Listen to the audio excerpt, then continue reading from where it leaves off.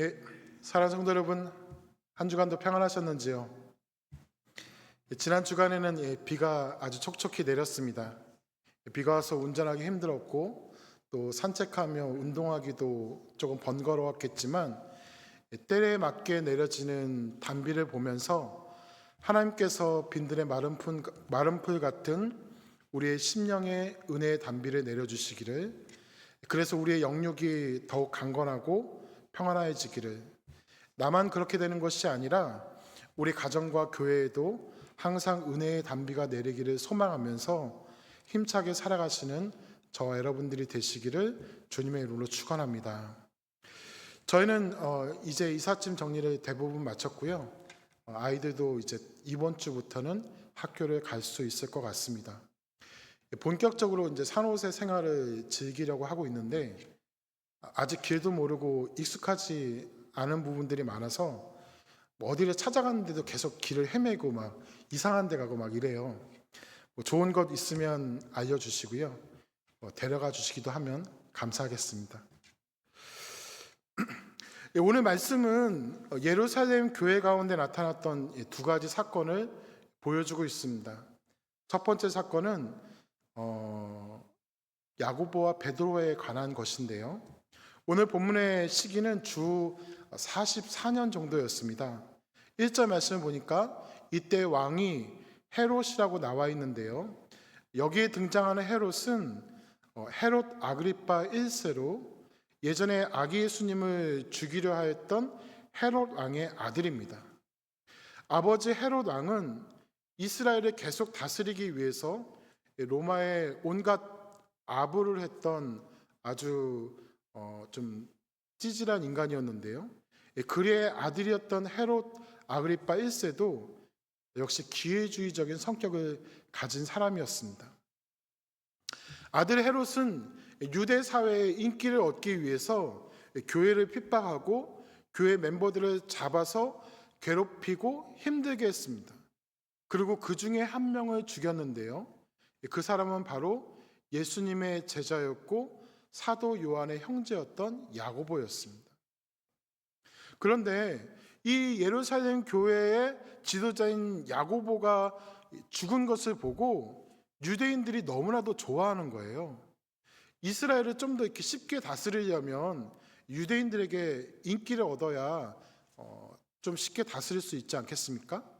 그래서 헤롯은 내친 김에 예루살렘 교회의 지도자였던 베드로도 잡아서 죽여야겠다. 그럼 내 인기가 더욱더 높아질 것을 생각하면서 베드로를 잡긴 잡았는데 그때가 마침 유대인의 명절 기간이었어요.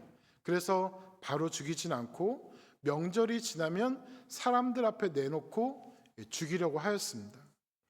그런데 여기서 아주 흥미로운 사건이 생기죠. 헤롯은 베드로를 철통같이 지켰어요. 4명이 한 조가 되어서 총 4조가 베드로를 지키고 있었습니다. 그러니까 이 베드로 한 명을 16명이서 돌아가면서 지키고 있었던 거예요. 그리고 오늘 본문을 보니까 4명이 한 조가 되었을 때에 2명은 감옥 안에서 베드로의 각각 한 손씩을 베드로의 양옆에서 군사들이 자신의 손에 묶고 지키고 나머지 2명은 감옥 밖에서 베드로가 갇혀있는 그 밖에서 감시를 하면서 지키고 있었습니다. 그런데 주의 사자가 나타나서 베드로를 깨우고 쇠사슬을 풀어주고 첫 번째 문, 두 번째 문이 자동으로 열리게 해주어서 완전히 그리고 무사히 밖으로 나가게 되었습니다. 베드로도 이게 꿈인가 환상인가 할 정도로 매우 신비스러운 탈출이었어요. 완전히 밖으로 나오고 나서야 이게 꿈이 아니구나 라는 것을 알게 되죠. 베드로는 절대 탈출하기 어려운 상황으로 보였지만 그런 상황이었지만 매우 신기하게 감옥에서 나오게 되었습니다. 그러면 여러분 지금 이 2명의 사도를 한번 비교해 볼까요? 상황이 완전히 대비가 됩니다. 야고보는 죽었어요. 칼로 죽임을 당했는데 아마도 참수형을 당했을 가능성이 큽니다. 인간적으로 생각하면 매우 비참하고 처참하게 죽었어요. 야고보의 죽음은 초대교회의 태동과 함께 많은 일을 할 수 있는 상황에서 제대로 사역도 하지 못하고 순교를 당한 것 같은 안타까운 죽음으로 여겨지고 있습니다. 하지만 베드로는 감옥에 갇혔지만 그 죽을 뻔하였지만 매우 신비스럽게 풀려났어요. 베드로는 죽지도 않고 아무 상처도 없이 감옥에서 탈출하게 됩니다. 그리고 그 후에 예수님의 사도로서 수많은 일들을 하게 되죠. 자, 여러분 한번 생각해 보시죠. 혹시 이런 의문이 들지 않으십니까? 야고보는 불과 며칠 전에 죽은 거예요. 몇 년 전에 죽은 게 아니에요.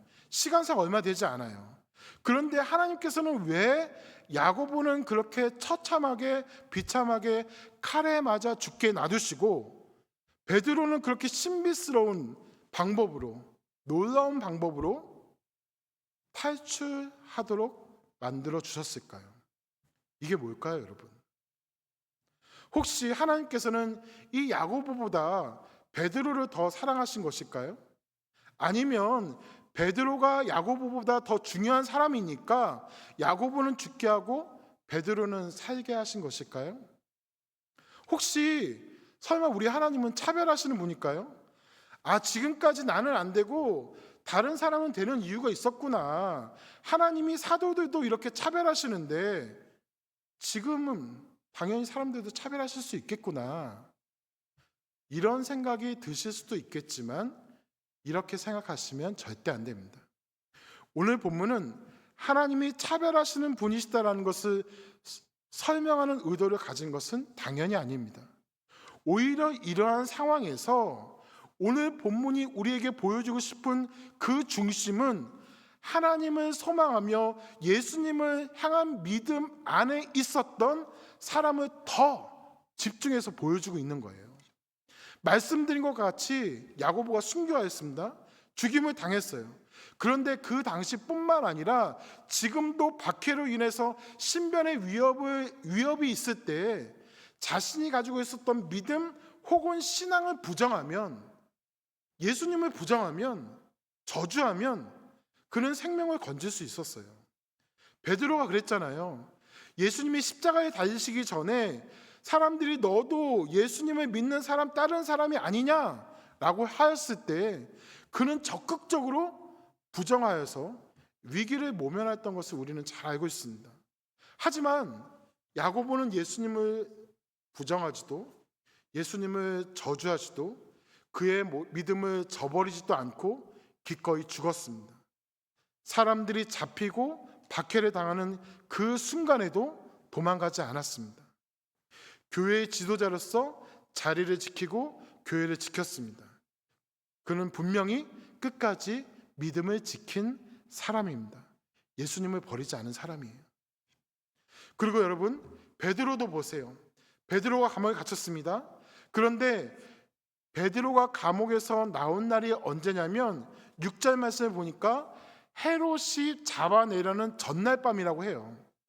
유대인들 앞에 끌어내어서 죽이려고 했던 그 전날 밤이었다는 것이에요. 물론 베드로는 그 다음날 자기가 죽게 되는지 알았는지는 모르겠지만, 그런데 그 전날 밤에 베드로가 한 것이 무엇인지 아세요? 6절 말씀 보면 아주 기가 막힌 모습이 나옵니다.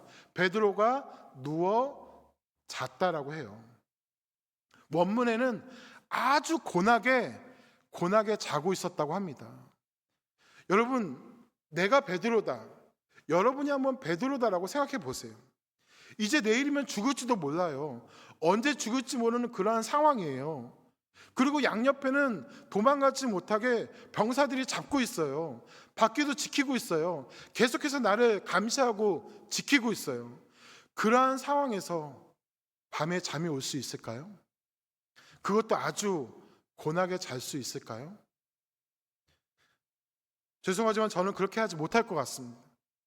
그렇게 하기 정말 힘들 것 같아요. 울고불고 난리 날지도 모르겠어요. 여러분은 어떠실 것 같아요?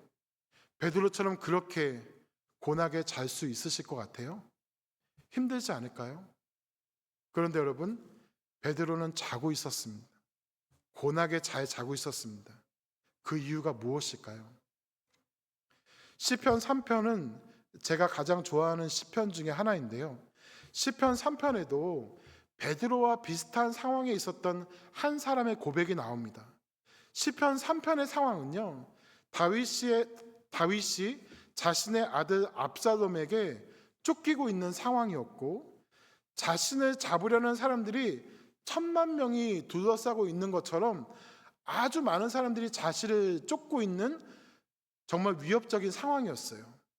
잡히면 죽는 그야말로 절대절명의 상황이었습니다.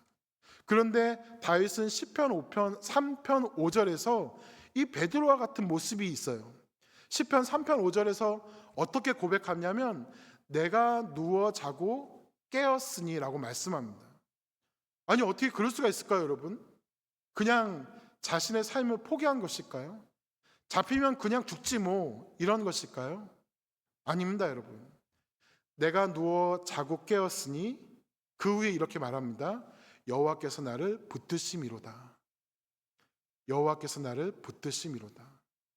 다윗에겐 여호와 하나님께서 자신을 보호하고 붙잡아 주심에 대한 분명한 믿음이 있었습니다.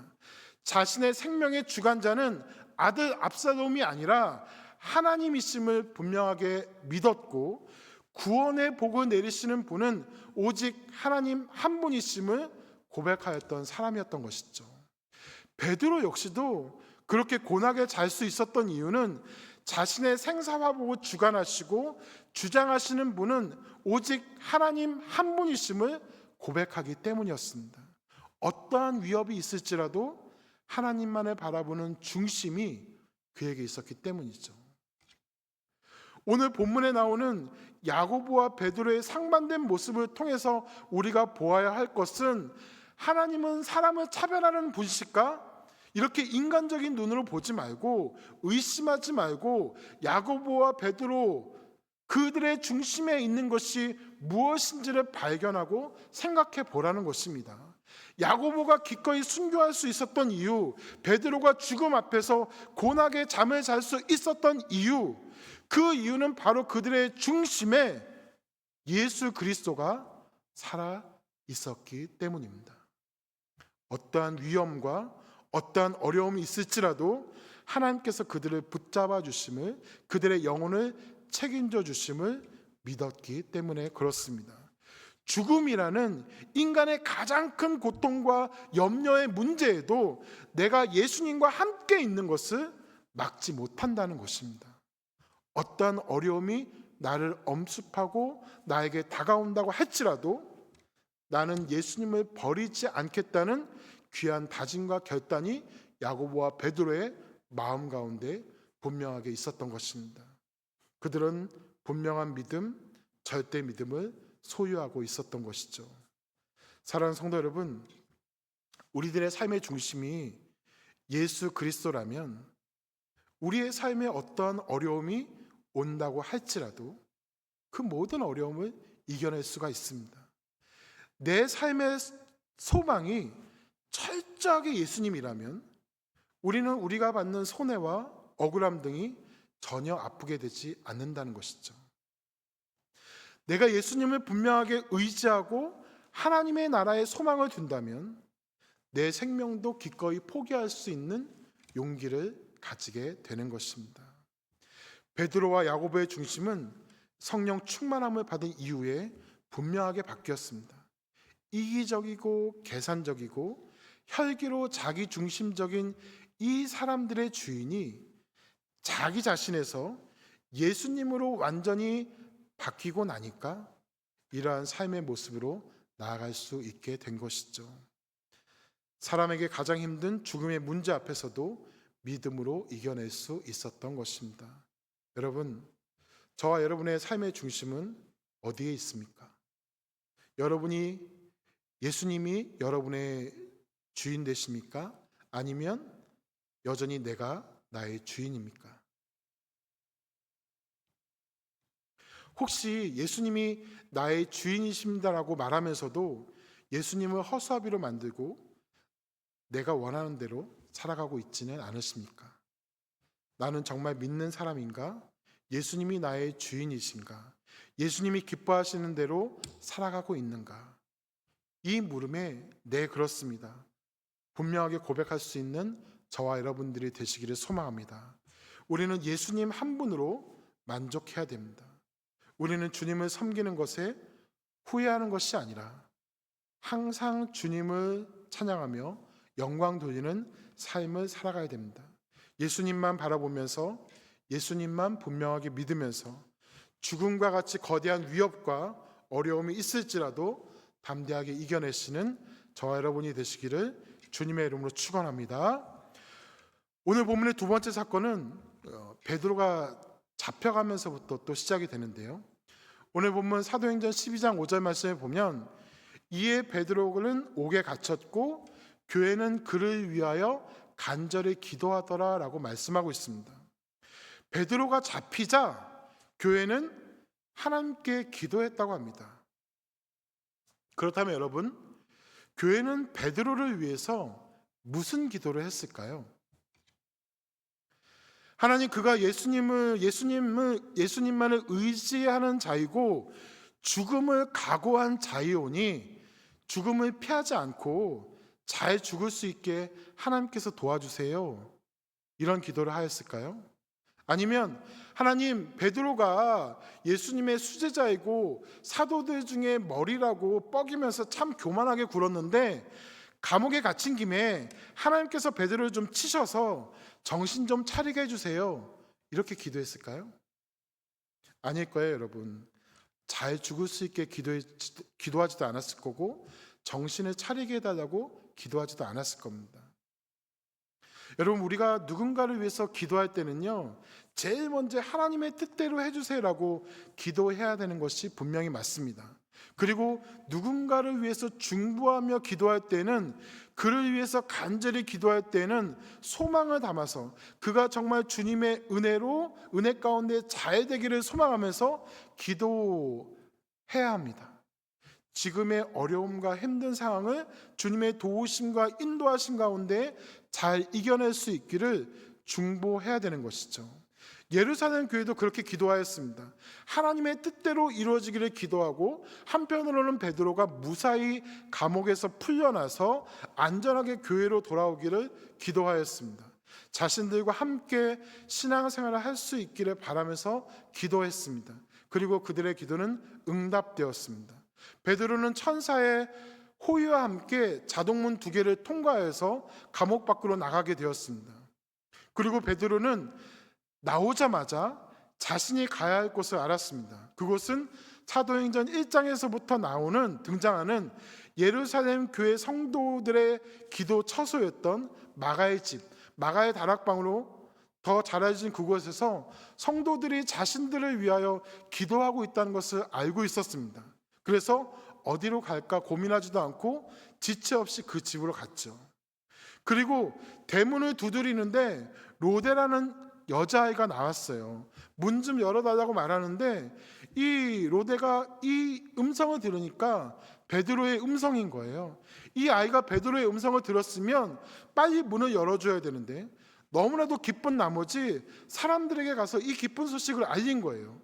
베드로가 왔다고, 우리가 기다리던, 우리가 그토록 기도했던 베드로가 지금 밖에 있다고 사람들에게 알렸어요.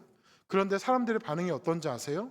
15절 말씀 보니까 그들이 이르되 내가 미쳤다 하니 여자아이는 힘써 말하되 참말이라 하니 그들이 말하되 그러면 그의 천사라.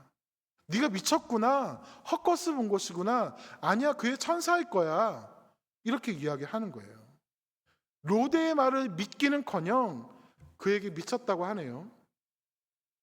아니라고 진짜라고 했더니 그러면 실제가 아니라 베드로가 아니라 베드로를 지키는 천사일 것이라고, 아무튼 네가 착각한 것이 맞다라고 말하면서 믿지를 않습니다. 자, 여러분, 두 번째 사건의 핵심이 바로 여기에 있습니다. 베드로가 헤롯에 의해서 감옥에 갇혀 들어간 이후에 예루살렘 교회 성도들이 그를 위해서 기도했다고 했습니다. 그러면 여러분, 기도는 왜 할까요? 기도는 왜 할까요, 여러분? 하나님께서 그들의 기도에 응답하여 주실 것을 소망하면서 하는 거 아닌가요?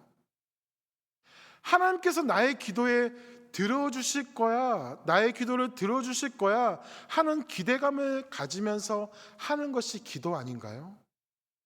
베드로가 와서 문을 두드리고 로데라는 아이가 그 음성을 듣고 베드로임을 알고 사람들에게 전달하였을 때 그 어린아이를 타박하고 내가 미쳤다고 꾸짖는 것이 아니라 진짜 하나님께서 우리의 기도에 응답하셨구나, 할렐루야, 기쁨으로 나와서 확인을 해야 되는 것이 맞지 않을까요? 그런데 그들은 그렇게 하지 않았어요. 그럼 그들은 왜 기도를 한 것일까요? 기도가 응답된 것을 믿지도 않고 기대하지도 않으면서 그들은 왜 기도한 것일까요? 제가 오늘 본문과 같은 상황을 잠시 만들어서 말씀을 드려볼게요. 똑같은 이야기인데요.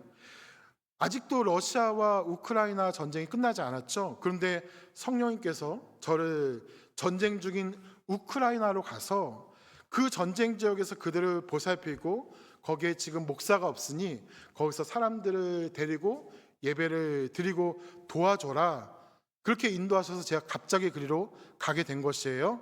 물론 진짜는 아닙니다. 가정입니다.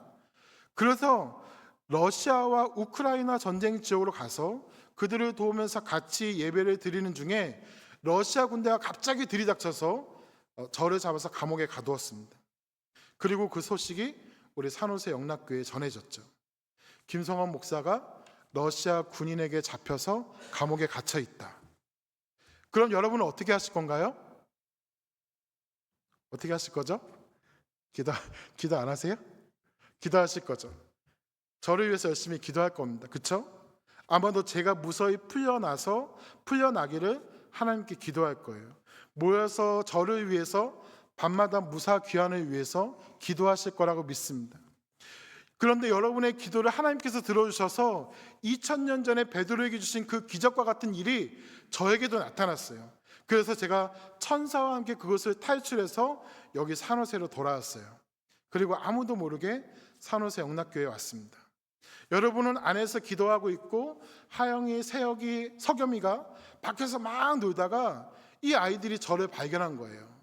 목사님이다 하면서 세혁이와 하영이가 본당으로 들어와서 목사님이 왔어요, 우리 목사님이 교회로 돌아왔어요, 이렇게 말하는 거예요. 그런데 어른들이 듣지 않아요. 얘들아, 너희들이 같이 놀고 있는 석염이를 목사님으로 착각한 거야. 비슷하게 생겼잖아.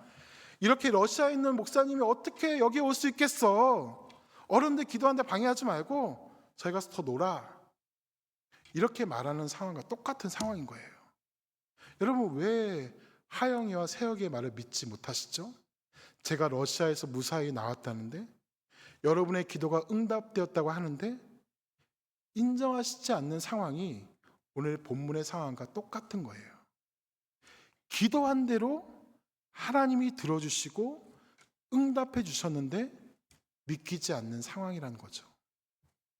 이것은 결국 기도의 힘, 더 나아가서 하나님의 전지전능하심을 우리가 전적으로 신뢰하는 것 같으면서도 완전히 신뢰하지 못하는 모습이 우리들 가운데 아직도 있다는 거예요.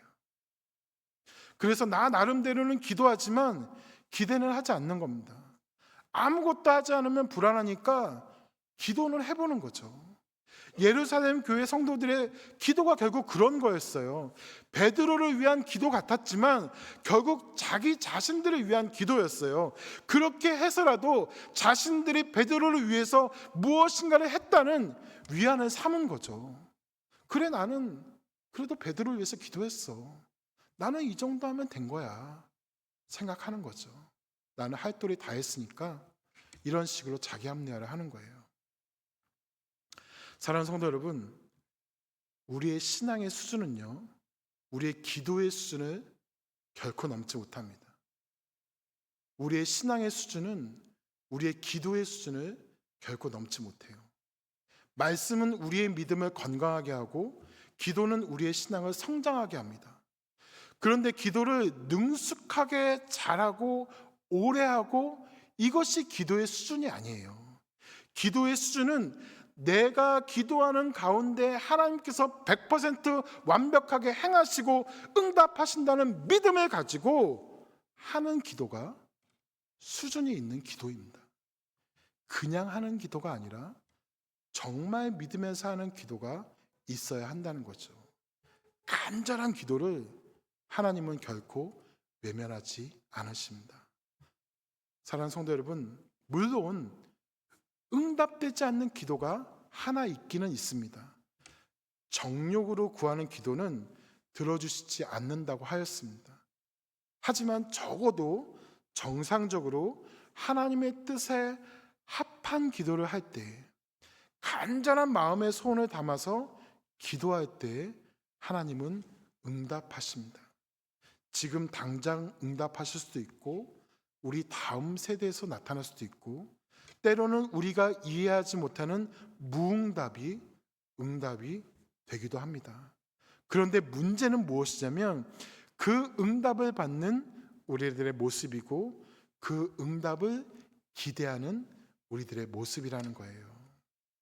여러분의 기도에 하나님께서 분명하게 응답하신다는 것을 믿고 그 응답하심을 기쁘게 받아들이며 나아가는 우리 성도님들이 되시기를 바랍니다.